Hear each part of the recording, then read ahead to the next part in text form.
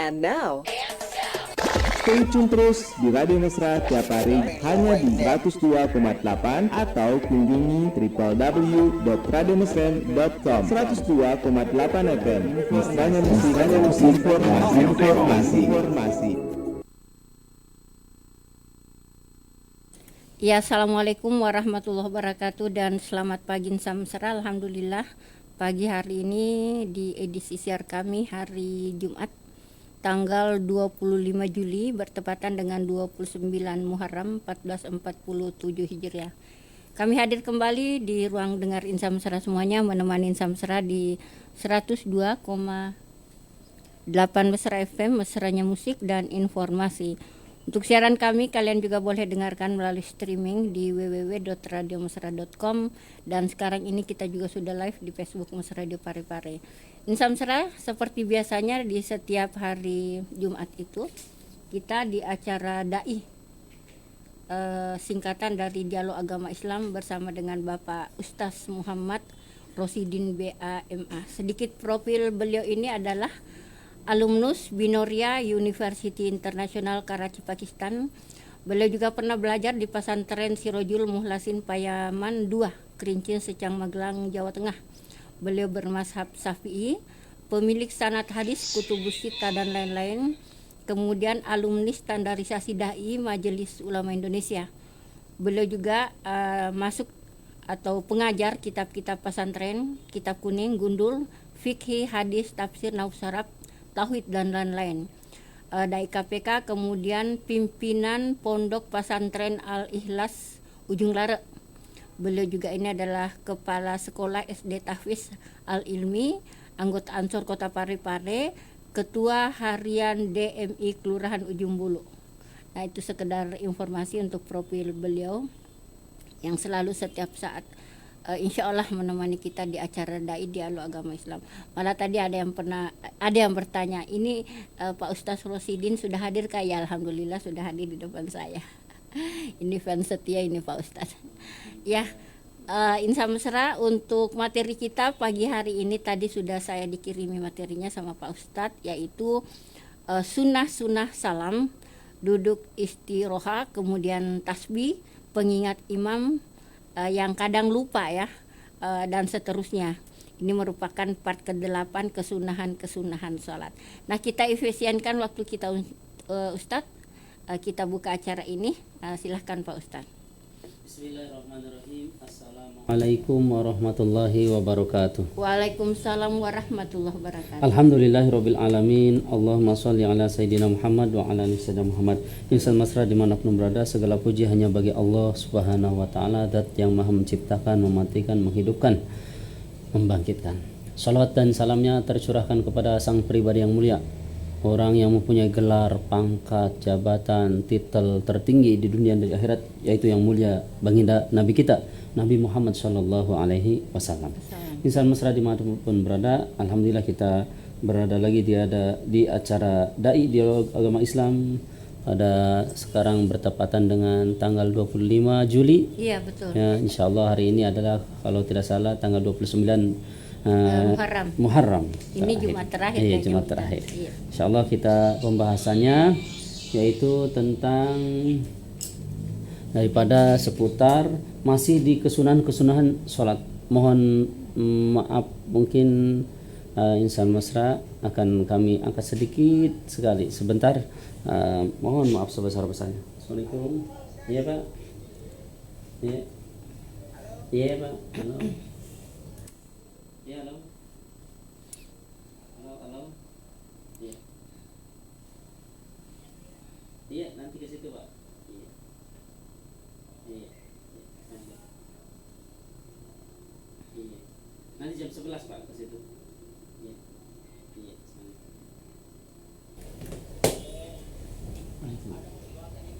Oh iya, jam 11 kayaknya, Pak.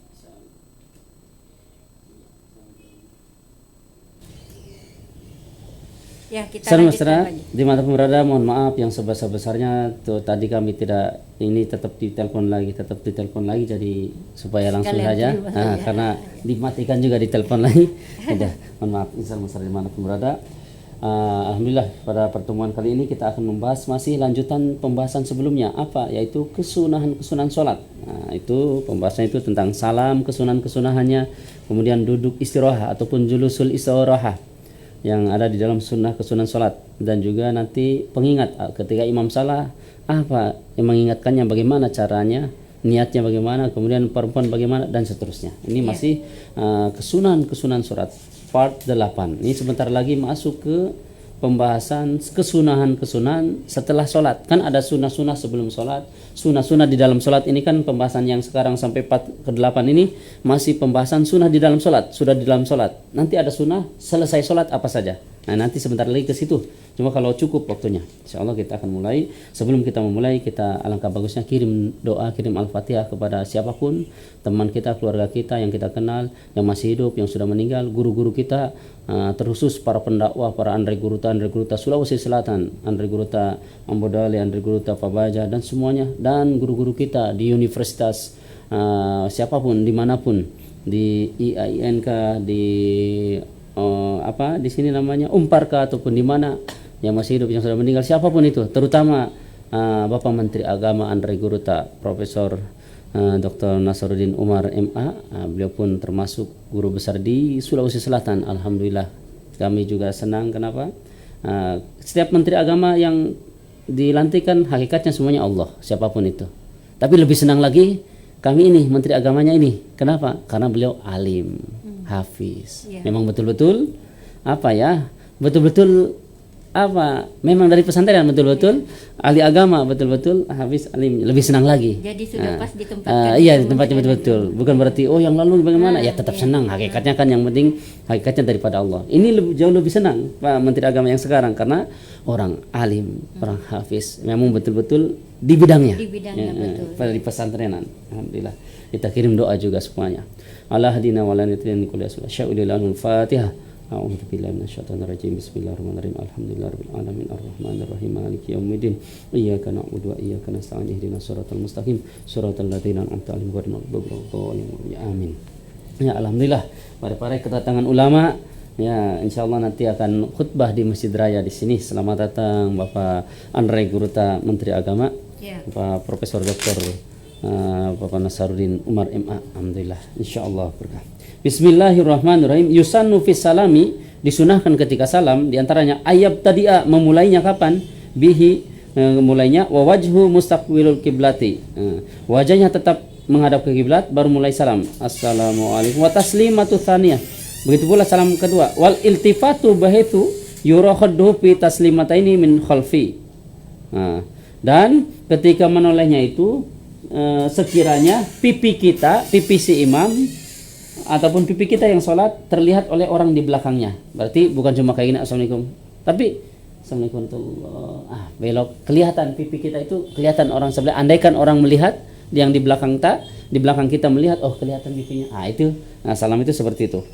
Kapan mulainya? Kapan mulai menoleh? Wa ayyabda'a iltifata indal mimi min alaikum, dan ketika mulai menolehnya itu ketika assalamualaikum pada lapad mim, pada lapad assalamualaikum. Berarti kita mau salam nih, tahiyatul baru bila innakum najid assalamualaikum, mim ini mim assalamualaikum warahmatullah. Itu mimnya itu berarti belok kesunahnya. Bukan berarti assalamualaikum, belum ini assalamualaikum warahmatullah, gitu. Mim assalamualaikum, mim belok itu.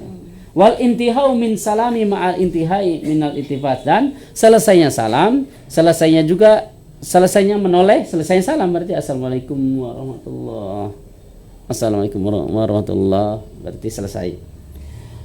Kemudian watayamunu fihi, dan sunahnya kan kanan dulu, makanya assalamualaikum warahmatullah, kanan.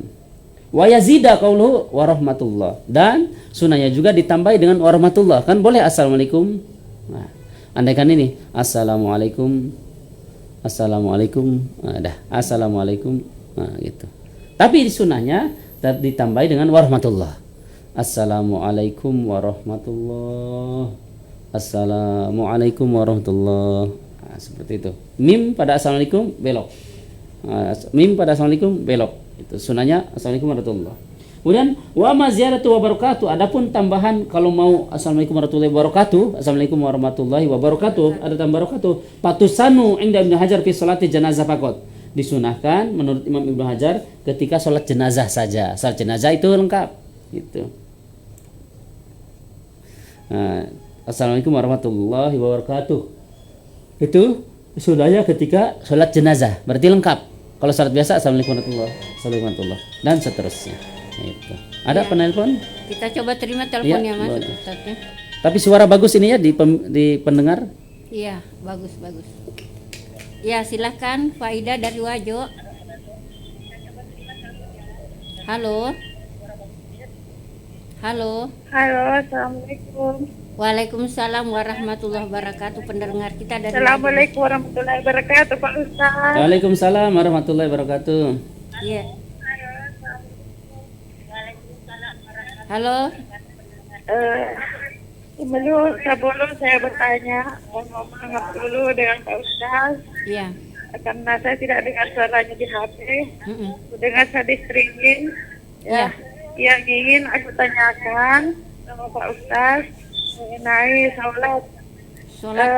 Bagaimana caranya kalau kita sholat, umpama kita lupa kita berapa rakaat tadi itu, Iya. apa yang kita harus lakukan Pak Ustaz? Iya. Umpama sudah dua rakaat, kita salam kira sudah 4 rakaat, bagaimana Pak Ustaz? Mohon penjelasan. Makasih. Assalamualaikum warahmatullahi wabarakatuh. Waalaikumsalam warahmatullahi wabarakatuh. Ini pendengar kita dari Wajo Pak Ustadz, mempertanyakan bagaimana kalau kita lagi sholat tiba-tiba lupa. Iya. Lupa rakaatnya maksudnya. Iya. Sebenarnya ini pernah sudah dijelaskan Iya. Pak Ustadz, tapi nggak ada masalahnya, kita ulang lagi. Ada Pak lagi Ustadz, itu saja? Iya. Ya, terima kasih para pendengar di Wajo. Alhamdulillah Wajo itu kota santri, kota ulama. Ada pesantren As'adiyah, pesantren tertua, pesantren berkah. Masya Allah. Mohon izin para ulama Wajo, para ulama yang lainnya, kami izin menjawab di situ. Mungkin Ibu jauh, Faida, mungkin iya. jauh, nggak sempat datang ke ulama-ulama sana. Jadi lewat sini ya tidak apa-apa. Insya Allah Bismillah lewat bertanya lewat kami. Padahal di sana banyak ulama, banyak ustaz-ustaz juga. Izin. Bismillahirrahmanirrahim. Jadi pertanyaannya bagaimana ketika sholat kita lupa rakaatnya? Maka kalau dalam secara hukum fikih kita ambil yang sedikitnya. Contohnya sholat zuhur. Ini 3 apa 4 ya? Maka kita alihkan keyakinan kita 3. Berarti tambah 1 lagi. Oh begitu. Nah, ini kayaknya 4 atau 3 ya, ragu. Maksudnya kayak berapa ini? Ambil yang sedikitnya. Itu secara hukum fikih. Menurut hukum fikih seperti itu, ambil yang sedikitnya. Ataupun sholat subuh. Nah, kalau subuh lebih mudah 2 rakaat. Tapi kan kadang siapa tahu lupa. Wah ini 2 apa 1? Anggap yakinkan 1. Oh, berarti tambah 1 lagi. Seperti itu secara hukumnya. Iya. Iya. Lanjut lagi nih ya. Atau ada itu jawabannya singkat Iya, sekali jawab. Ustadz ya. Jadi kalau kembali saya tegaskan bahwa jawabannya Pak Ustadz tadi ini untuk penanya dari Wajo, kalau misalkan rakaatnya lupa waktu kita sementara sholat, ambil yang kecilnya saja Ustadz ya. Maksudnya kalau misalkan 3 atau 4 tadi ya. Iya. 3 atau 4 ya, kita ambil 3-nya saja. Iya begitu. Iya. Itu secara hukum fikih. Iya. Terus Ustadz tidak ini lagi sujud sahwi. Bisa juga sunnah sujud sahwi kalau lupa, iya. Boleh juga sujud sahwi. Oh iya. Baik, saya coba terima lagi penelpon yang masuk. Halo. Halo, Iya. Assalamualaikum warahmatullahi wabarakatuh. Waalaikumsalam warahmatullahi wabarakatuh. Waalaikumsalam. Ibu Handayani. Assalamualaikum Pak Ustaz. Waalaikumsalam warahmatullahi wabarakatuh. Yang ini juga saya mau tanyakan Pak Ustaz, ada 2 macam pertanyaan. Itu tadi masalah salat, Iya. kita semuanya salat sunat. Nah, kita sudah sangka 2 atau padahal 1, jadi kita lanjutkan. Apakah itu tidak apa-apa sholatnya kalau 3 rakaat yang sunatnya Pak Ustaz? Sholat sunatnya iya. Ya. Ya, 2. Mm-mm. Bagaimana cara sholat yang bagus, sholat tahajud pada jam berapa Pak Ustaz? dan pengukur-pengukurnya apa yang bagus Pak Ustaz? Terima Sholat apa kasih. Ibu Handayani? Pertanyaan kedua tadi sholat apa maksudnya? Sholat tahajud Oh, sholat tahajud. Iya. yang berapa lebih afdal Iya. dan pengukur Kira-kira yang bisa pengukurnya kita apa? pakai lebih Iya. afdal. Terima Iya. kasih. Assalamualaikum warahmatullahi wabarakatuh. Waalaikumsalam warahmatullahi wabarakatuh. Iya, ada 2 pertanyaannya Ibu Handayani. nih, Pak. Apa itu aja nih? Yang pertama itu kalau ini sholat sunat. Kalau tadi yang pertama itu sholat fardu, ini sholat sunat. Kalau misalkan lupa juga, kondisinya lupa itu berapa rakaat, bisakah dilanjut 3 rakaat itu sholat sunatnya? Itu sholat sunnah, sholat Iya. maupun sholat sunnah ataupun sholat wajib, Bapak Ibu. Jadi secara hukum aturan fikihnya adalah ambil yang sedikit. Nanti kan ini 4 apa 3, ambil 3-nya. Kalau sholat maghrib ini 3 atau udah 2 ya, 2 atau 3 ya, ambil 2. duanya. Nah, ambil yang sedikit. Kalau sunat, Pak Ustaz? Sama juga. Sama ya? Sama juga. Oh, Gitu. iya. Ambil yang sedikit. Ambil yang sedikit Ibu. Kemudian tadi pertanyaan kedua, waktu-waktu yang pas sholat tahajud Ustadz, kemudian kira-kira surah apa pengukur yang bisa kita baca di sana? Ya, sholat pada ketika tahajud Bapak Ibu yang dirahmati Allah Subhanahu wa taala, sholat sunnah apapun itu nggak ada ketentuan harus baca apa. Cuma ada sholat sunnah diantaranya sholat Idul Fitri, Idul Adha, Hal Ataka yang pertama, yang kedua Al-Ghoshiyah ataupun Wailaili, itu kan salah satu kesunahnya. Tapi di sholat-sholat yang lain yang tidak ada gambaran untuk ketentuan dari hadis untuk membaca tertentu, itu bacaannya bebas apapun. Nah, jadi mau baca apapun boleh. Mau baca yang panjang, mau baca dengan melihat cara Al-Qur'annya taruh di depan tapi yang tempat tinggi, atau Al-Qur'an kecil taruh di saku seperti para hafiz, para di pondok pesantren. Al-Qur'annya kan ketika sekali murajaah kayak gini baca dari kecil, maka boleh juga. Silakan mau baca apapun, boleh. Itu sunnahnya. Waktu-waktunya Ustaz? Waktunya sholat tahajud itu Bapak Ibu paling afdal sepertiga malam, paling afdal. Waktu tahajud kapan mulainya? Ketika setelah sholat isya sudah boleh tahajud, tapi syaratnya kalau sholat tahajud yang penting sudah tidur dulu, walaupun terpejam, walaupun ngantuk sebentar, ngantuk. Nah ini sudah tidur, tergumi tidur. Nah, pada isya udah sholat isya ngantuk kita, ini sudah tergumi tidur, berarti sudah boleh sholat tahajud. Karena salah satu syarat tahajud adalah harus sudah tidur dulu, harus sudah ngantuk tidur, hilang akalnya, maka sudah boleh tahajud. Tapi afdalnya di sepertiga malam, karena di situ kan dalam hadis Allah turun, maksudnya Allah turun rahmatnya Allah, bukan Allahnya sendiri turun. Ataupun dalam tafsiran hadisnya, dalam syarahnya, yaitu malaikat rahmat Allah utus ke permukaan dunia ataupun langit dunia untuk mengamini, untuk mengangkat ataupun memberitahu bahwasanya doa-doa orang yang meminta kepada Allah pada sepertiga malam. Yang minta rahmat akan Allah rahmat, yang minta ampun akan Allah ampuni, yang minta hajat akan Allah tunaikan. Itu di sepertiga malam. Kalau misalkan Ustadz biasanya kan kita sudah terbangun pas masjidnya sudah ngaji. Iya. Apa di situ masih bisa sholat Iya. tahajud? Iya, jadi Bapak Ibu lupa juga tadi kan sebetulnya itu awal mula sholat tahajudnya, awal waktunya. Terus akhirnya kapan? Akhirnya batas akhirnya sholat tahajud adalah min tulu'il fajri, yaitu terbitnya fajar shadiq. Maksudnya yaitu kalau sekarang yaitu azan subuh. Berarti andaikan kita bangun pas masjid bunyi, masih bisa tahajud. Nah, berarti waktu tahajud itu pas, yang penting azan itu sudah batas terakhir. Sudah tidak tahajud lagi. Gitu. Azan subuh. Ya, Bu Handayani, demikian tadi jawaban Pak Ustadz.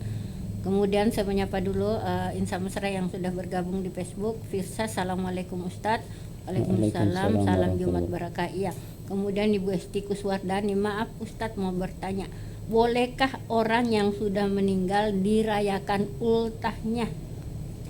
Ya, pertanyaannya, bolehkah orang meninggal dirayakan ultahnya? Ya. Bukan dirayakan ultahnya. Syukuran boleh, syukuran hari kelahiran. Kayak ulang tahun nih. Ulang tahun kalau mau persis sama orang-orang non, berarti kita terhukumi. Karena dalam hadis Tirmidzi ataupun Abu Daud, man tasyabbaha biqaumin fa minhum, man barang siapa tasyabah yang meniru-niru suatu kaum, fahuwa maka orang tersebut minhum, bagian dari kaum tersebut. Jadi kalau kita meniru-niru dalam segi aspek apanya, kalau meniru-niru maka akan digolongkan dengan orang kaum tersebut. Maka caranya gimana? Boleh kita ulang tahun maksudnya, tapi syukuran, temanya syukuran. Kan boleh namanya syukuran, mau pakai kue ulang tahun ataupun tidak. Tapi kalau mau pakai kue ulang tahun supaya tidak sama dengan mereka, tidak usah dikasih lilin. Ataupun mau dikasih lilin, tidak usah dinyalakan.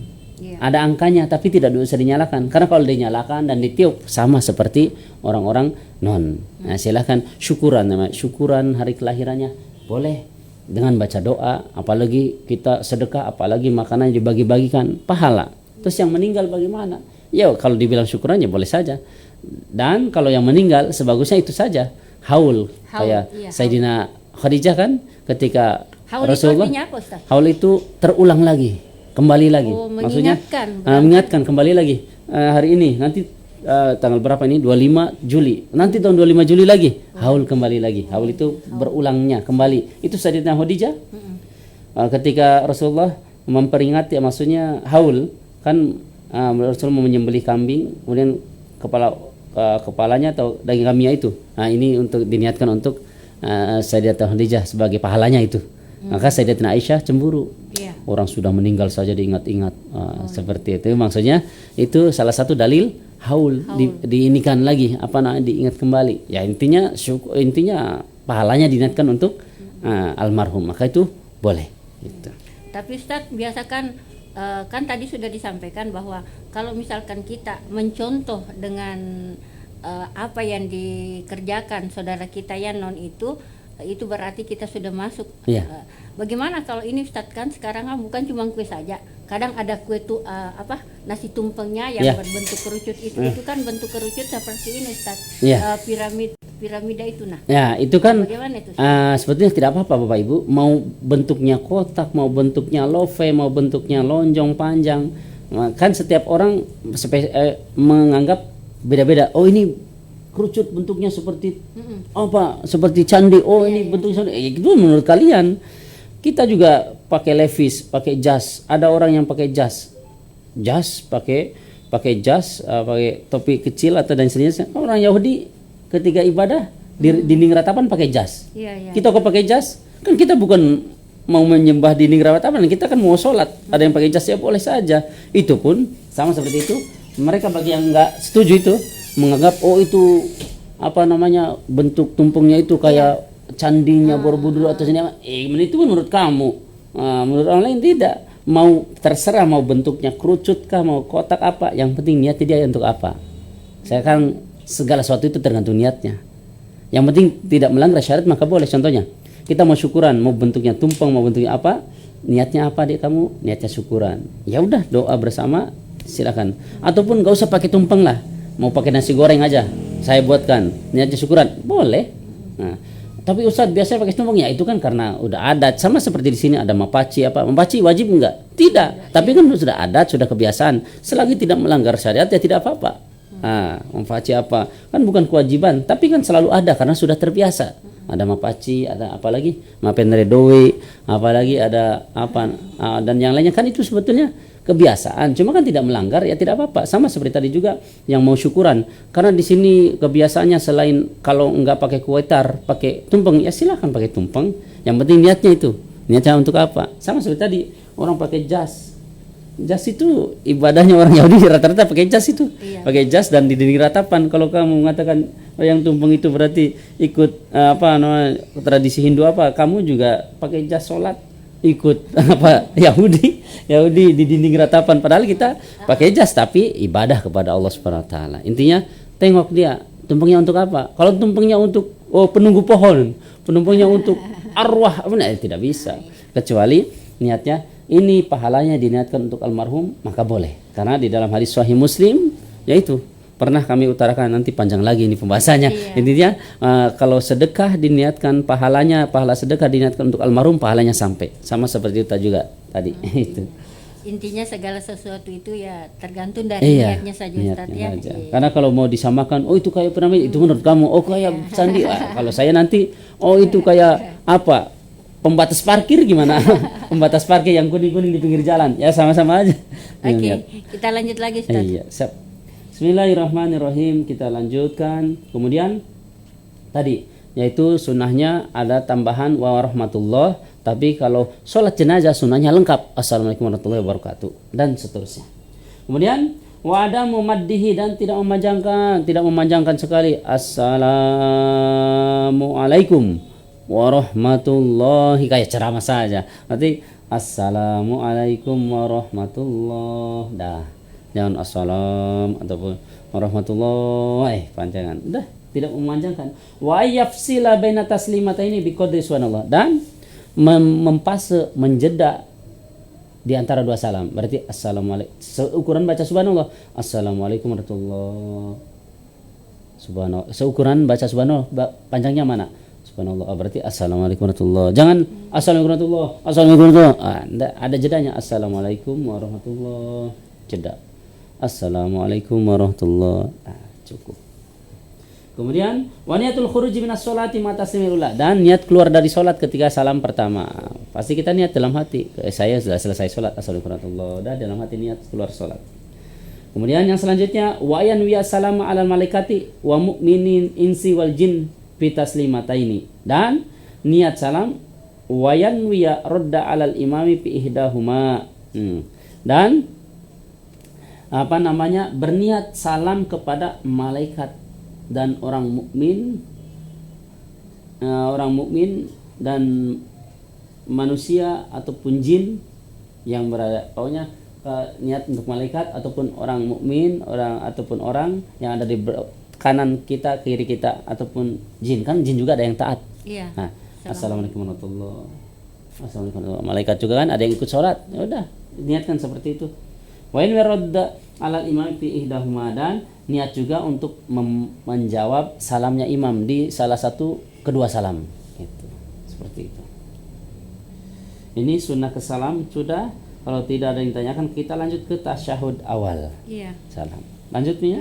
Iya, dilanjut. Wa yusanu tasyahudul awali yusanu fi ma taqaddama fi tasyahudil akhir illa salat ala ali fiha khilafun wa ikhtiral qawlu bi sunnati al-isyatil adi. Dan sunnah di tasyahud awal yaitu sunnah membaca salatnya yang panjang itu. Kan wajib kalau di tahiyat kedua. Ini kalau di tahiyat awal Allahumma shalli ala Muhammad wa ala ali Muhammad dan seterusnya, itu kan sunnah. Yang wajib itu Allahumma shalli ala Muhammad. Udah cukup. Gitu. Tapi kalau mau dipanjangkan sunnah seperti itu. Kemudian yang selanjutnya tasbihu min rajulin wa tasbiku minal mar'ati idza nabahuma syai'un. Nah, imam lupa, kita tasbih kalau laki-laki, tapi tasbih niatnya zikir. Kalau niatnya negur malah batal. Makanya niatnya, kalau enggak niatnya zikir dan negur. Subhanallah. Niat dalam hati langsung kan niat, enggak perlu ini. Dalam hati niat zikir. Subhanallah dalam zikir. Enggak boleh. Kalau perempuan tasbih itu bagaimana? Punggung sama telapak diadukan, bukan telapak tangan. Nah, itu ada tata caranya. Kok bisa seperti itu? Aturannya seperti itu. Yang mengingatkan Ustaz. Nah, perempuan kayak gini. Oh, gini. Tepuk tangannya. Itu kalau dalam masalah aurat, karena sebetulnya perempuan itu dijaga, enggak terlalu kencang. Kalau kayak gini kan terlalu kencang, kayak gini. Iya, betul. Intinya itu. Karena Tapi perempuan itu sebetulnya dijaga. Gitu. Tapi saya rasa Pak Ustadz, kalau misalkan ada laki-laki yang menegur di depan, ya kita pasti biasanya laki-laki ya. Subhanallah. Dah seperti itu boleh. Kemudian yang selanjutnya al khusyu'u fi kulli salatin. Khusyuk di setiap salat. Wa huwa, yaitu khusyuk itu apa? Sukunul a'dha'i mal huduril qalbi wa tadabburil qiraati. Yang namanya khusyuk itu tenangnya anggota tubuh, hati juga hadir. Hati itu betul-betul menghayati dan mentadaburi Al-Quran. Berarti Al-Quran, bisa mengartikan Al-Quran. Alhamdulillah beralamin segala pujiannya bagi Allah. Berarti manusia tidak boleh, selain Allah tidak boleh dipuji, yang lainnya tidak boleh merasa ingin dipuji, dan seterusnya. Itu kalau bisa. Payah bagi takalufil khudur. Maka seyoginya bagi orang kita ini untuk menghadirkan hatinya betul-betul sholat seperti itu. Tapi Ustadz, kadang kan kita ini sudah lumrah kalau misalkan kita sholat, nanti kita awalnya itu kusut Allahu Akbar, pas sudah itu ingatan kemana-mana lagi. Iya, tidak apa ibu, Bapak Ibu, memang sholat itu susah kecuali Rasulullah saja. Sahabat juga seperti itu, tapi sahabat lebih tinggi daripada kita kehusuannya. Itu minimalnya Bapak Ibu pas angkat takbir ingat Allah, paling minimal Allahu Akbar, ingat Allah, insya Allah. Yang selanjutnya itu apa yang bagi itu? Wa kallama tafallat minhu adahu wa talaba wa yakun al-hudur fi kulli salat fa illam yastati fa bi thalathati mawdi kama qala ba'dhum. Maka kalau bisa di setiap gerakan sholat itu khusyuk. Tapi kalau tidak bisa, maka ketika ucapkan 3 hal ini khusyuknya apa? Inda wajjahtu wajhiya, saya hadapkan diri saya kepada Engkau ya Allah. Wajjahtu wajhiya, saya hadapkan diri saya, hati saya. Wajjahtu wajhiya, artinya wajjahtu, saya hadapkan saya hadapkan kepala saya kepada Engkau ya Allah. Di ini dengan mic ya. Mic-nya? Coba dikencangkan sedikit. Jangan Oke. sampai kesana. Makanya Ustaz. Makanya? Yang di bawah itu. Ya oke. Ya Oke. oke. Nah, jadi pas minimalnya itu, yang penting pas kalau tidak bisa di tempat-tempat lain, minimal di 3 tempat. Wajjahtu wajhiya, saya hadapkan diri saya, wajah saya, tubuh saya kepada Engkau ya Allah. Wajjahtu wajhiya.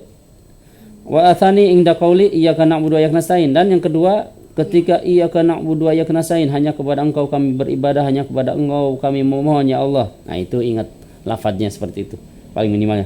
Kemudian inda qauli assalamu alayka ayyuhan nabiy wa rahmatullahi wabarakatuh, dan ketika ucapkan assalamu alayka ayyuhan nabiy wa rahmatullahi wabarakatuh, keselamatan, kesejahteraan, keberkahan, rahmat kepadamu wahai nabiku Nabi Muhammad SAW. Itu faidah. Faidahnya qala al-Imam Ghazali rahimahullah taala al-muhafadzatu ala salati takunu bi salati asya. Itu Imam Ghazali rahimahullah, beliau mengatakan terjaganya salat, hadirnya khusyuknya salat bisa mendatangkan khusyuk salat itu karena menjaga 3 hal. Apa? Yang pertama isbagul wudu'i, menyempurnakan wudu. Jadi kalau wudunya bagus, khusyuk, tersusun rapi apa semua, sholatnya pun insya Allah akan bagus, akan khusyuk, akan rapi. Kalau wudunya sembarangan, wudunya tidak rapi, wudunya ataupun sembarangan, sholatnya pun akan mempengaruhi. Nanti sholatnya kayak biasa aja. Iya. Maka tenang wudunya dan seterusnya. Yang selanjutnya iktsaru minal adiyati fi sholati kulliha, memperbanyak doa di sholat. Terserah mau sujud, ruku, atau apapun memang di dalam salat kan kita dianjurkan untuk berdoa. Salat itu kan artinya doa, maka doa di dalam hati gitu. Ataupun dipakai Arab kalau mau diutarakan. Saya terima dulu telepon Ustaz. Ya, halo. Halo, assalamualaikum. Waalaikumsalam warahmatullahi wabarakatuh. Ya, dengan Pak Chandra silahkan pertanyaannya. Ini pertanyaan saya. Ini kan biasa kalau kita sholat berjamaah gitu. Kalau apa? Kalau Sholat apa? berjamaah. Iya. Itu ya. Kalau kita sementara sholat berjamaah itu biasa lagi sholat. Nah, sudah selesai sholat, baru ada teman datang di belakang, Iya. ketinggalan jamaahnya dia. Iya. Ya, ketinggalan sholat berjamaah. Nah, pertanyaannya gini, itu kan yang datang di belakang tadi ini tidak ada temannya, jadi biasa saya belum sholat Aisyah itu dipanggilnya katanya saya belum sholat ini, jadi saya mau padahal saya mau sholat sunat ini. Iya. Nah, dia sholat fardu. Iya. Jadi gimana caranya ini saya sebagai imam di depan ini, kan biasa kan imam kan kalau imam itu bacaannya dia imaman. Iya. Nah ini kan dia mau ikut saya, padahal saya sholat sunat mbak dia sholat fardu. Bagaimana cara saya ini dalam niat itu? Karena dia mau ikut di belakang. Ya. Oke, mudah-mudahan Pak mengerti ini. Ya, siap. Oke. Ya. Ya, makasih. Assalamualaikum. Waalaikumsalam warahmatullahi wabarakatuh. Kalau tidak salah ini Ustaz Tamrin ya di BTN Kodim. Kalau nggak salah pas Tabikul Khairat. Ya, tidak. Jadi pada intinya pertanyaannya, bagaimana kalau ada orang mau sholat, kita sudah sholat nih. Sudah sholat fardu. Ada orang baru datang mau sholat fardu malah panggil kita. Bagaimana itu? Sedangkan kita kalau umpama mau menemani dia, bagaimana niatnya dan seterusnya. Jadi intinya pertanyaan seperti itu. Jadi secara hukum Bapak Ibu, boleh kita mengajak orang yang walaupun sudah sholat untuk supaya pahala kita 27 derajat. Ada si A sudah sholat fardu, si B baru datang. Kita tahu dia sudah sholat ataupun enggak, boleh kita ngajak, sholat yuk supaya saya belum. Oh kamu sudah sholat? Iya sudah, tapi temani saya. Kalau temani berarti dia yang jadi makmum, kita yang jadi imam. Yang mau sholat fardunya jadi imam, karena si makmum sudah sholat fardu, dia suruh jadi makmum. Tapi nanti tetap dapat pahala 27 derajat. Nanti niatnya apa dia? Niatnya bisa sholat sunnah. Niatnya yang itu, yang mau ikut itu, niatnya sholat sunnah kah? Atau niatnya sholat kodok? Boleh. Tetap dapat pahala 27 derajat. Boleh. Nah, itu caranya secara hukum fikih. Kemudian andaikan yang ini udah sholat fardu tapi dia yang mau dijadikan imam, kita baru datang si B, dia sudah, ini si A sudah sholat, bagaimana? Dia niatnya terserah, mau niat sholat sunnah boleh, sholat qada boleh, sholat apapun boleh, karena berjamaah kepada orang yang sholat sunnah ataupun sholat wajib, baik kitanya tahu ataupun tidak, sah secara hukum. Cuma sesuai rakaatnya. Kalau imamnya 2 rakaat, maka si ini makmum karena dianya 4 rakaat naik lagi ketika imam salam, dia naik karena dia 4 rakaat.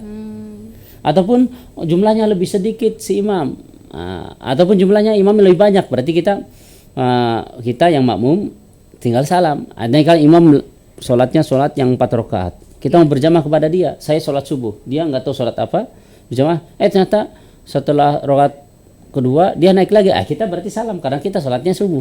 Nah itu boleh. Itu dalam bab berjamaah boleh. Mau dibuka takut lama Bapak Ibu jadi pembahasannya. Cuma ada di bab jamaah itu seperti itu Bapak Ibu. Dulu kayaknya pernah juga dulu. Juga ngalamin begitu. Pernah juga disampaikan itu. Nah, karena waktu itu Pak Wali Kota sholat 2 kali. Iya. Bagaimana? Itu boleh. Sholatnya beda pun boleh. Ada juga pertanyaan. Nah itu ketika ditepuk bagaimana, padahal dia sholat sunnah jadi batal, padahal tidak usah dibatalkan. Walaupun kita tahu sholat sunnah, dia sholat wajib, tidak apa-apa, supaya pahala 27 derajat. Kita sholat sunnah, ya sholat sunnah, dia berjamaah kepada kita, sah, dia pun sah, kita pun sah. Jadi Ustadz ini tadi kan Chandra, Bapak Chandra ini, kalau misalkan dia yang ditunjuk jadi imam, dia bisa sholat sunnah Ustadz? Bisa. Jadi niatnya sunnah ya? Niatnya sunnah. Ba'diyah. Terus makmumnya yang tadi ini sholat wajib. Sholat wajib boleh. Sah dan tetap 27 derajat. Kalau yang imamnya dia sholatnya sedikit, ya udah nanti si makmum berarti pas ini langsung berdiri lagi. Oh iya. Iya. Cukup jelas penjelasan Pak Ustadz ini untuk Bapak Chandra di Pinrang Batu Lapa. Ya. Masih ada waktu ini Ustaz? Ya, tadi jadi kata Imam Ghazali, untuk supaya sholat kita khusyuk hendaklah menjaga 3 hal. Apa yang pertama? Isbagul wudu, menyempurnakan wudu. Yang kedua, iktharu minal adiyati fi salatihi kulliha, memperbanyak doa di setiap sholat. Berarti mau berdiri, ruku, itidal, sujud, duduk dan terus, pokoknya dalam sholat itu banyakin doanya. Kalau mau pakai Arab berarti bisa diutarakan. Tapi kalau mau pakai bahasa kita masing-masing daerah atau Indonesia, ya udah dalam hati boleh. Ya Allah, daripada Ustadz ingat yang lain-lain, mending bacakan berdoa saja Ustadz ya. Iya. Takalluful huduri, dan menjaga kehusuan hadir dalam sholat seperti itu. Dan maksud daripada sholat sebetulnya Bapak Ibu, intinya salah satunya adalah membawa sifat yang ada dalam sholat keluar sholat. Contohnya Bapak Ibu, di dalam sholat kita tahu ini 3 rakaat. Padahal sholat zuhur kita tahu 3 rakaat, kira-kira akan kita salam atau tidak? Kalau Bapak kita tahu 3 rakaat ini, iya. Salam aja lah supaya cepat. Kira-kira kita kayak gimana kan? Nggak mau kan? Iya. Karena sholat. Nah begitu pula dalam kehidupan Bapak Ibu, kalau kita sholat betul, sebetulnya intinya sholat itu membawa sifat ketaatan, kehusuan yang ada dalam sholat keluar sholat. Di dalam sholat kita maunya ingat Allah terus. Sebetulnya di luar pun harus ingat Allah terus. Dalam aktivitas apapun, kerja apapun, berarti kita tidak boleh korupsi, tidak boleh apa, dan yang lainnya. Itu sholatnya betul berarti. Ketika sholat kita tidak bisa korupsi. Udah tahu ini sholat maghrib baru 2 rakaat, apa kita mau salam? Nggak mau kan? Karena nggak sah berarti. Berarti kita pun dalam kehidupan Bapak Ibu sebetulnya ya udah. Kalau bukan hak kita jangan diambil. Kalau bukan punya tak nggak usah diambil, dan seterusnya. Itu sifat ketaatan yang ada dalam sholat. Di dalam sholat kita zikir, sebetulnya di luar sholat pun harusnya zikir juga. Karena membawa sifat ketaatan yang ada dalam sholat keluar sholat. Di dalam sholat zikir, di luar sholat pun zikir. Zikir kan nggak harus diutarakan, nanti takut dikira baca jampi-jampi. Dalam hati pun bisa juga. Nah, pada dalam Al-Quran orang yang ketika baring, sujud ataupun ketika tempat tidur dia selalu mengingat Allah. Nah, itulah termasuk orang yang beruntung dan seterusnya. Zikir. Di dalam sholat kita baca sholawat, di luar sholat pun baca sholat. Di dalam sholat kita baca Al-Fatihah, di luar sholat pun baca Al-Fatihah. Di dalam sholat kita mengagungkan Allah, di luar sholat pun kita mengagungkan Allah, dan seterusnya. Itu sifat-sifat ketika yang ada membawa sifat ketaatan yang ada dalam sholat keluar sholat. Pada intinya seperti itu. Semakin kita khusyuk, berarti di luar sholat pun harus khusyuk lagi.